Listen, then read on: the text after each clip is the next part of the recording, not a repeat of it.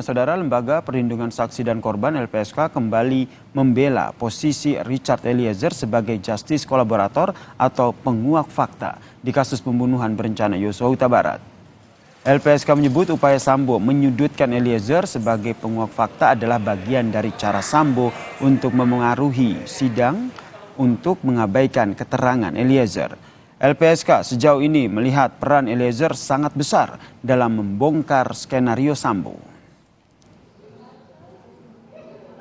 Itu masih upaya pembelaan dari pihak terdakwa FS agar semua keterangan Baradae yang memberatkan tentunya buat FS itu bisa dilegitimasi atau tereliminasi dengan pernyataan bahwa Baradae tidak memenuhi kriteria sebagai justice collaborator. Maksud saya, peran di dalam proses penyidikan itulah yang membuat kita saat ini melihat ada 4 terdakwa atau 4 terdakwa lainnya selain Baradae, ya, termasuk juga pengetahuan atau keterangan dari Baradae ini memperjelas tentang adanya obstruction of justice tersebut.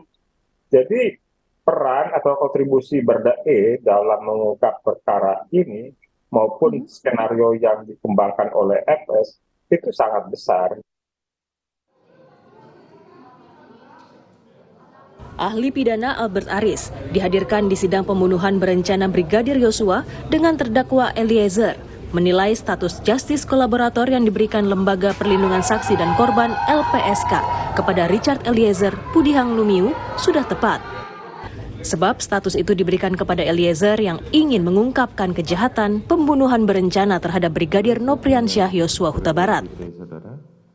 Ada frasa lain di situ yang tidak boleh dibaca secara parsial.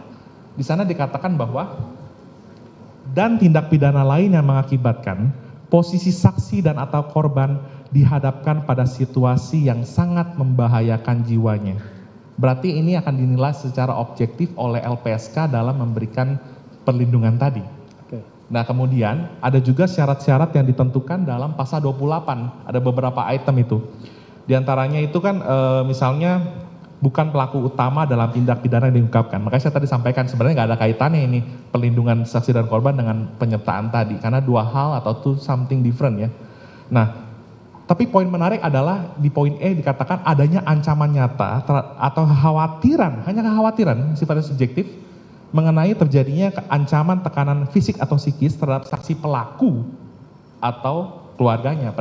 Sebelumnya, ahli hukum pidana Universitas Andalas, Elwi Daniel menyebut pelaku utama tindak pidana tak layak sebagai justice kolaborator.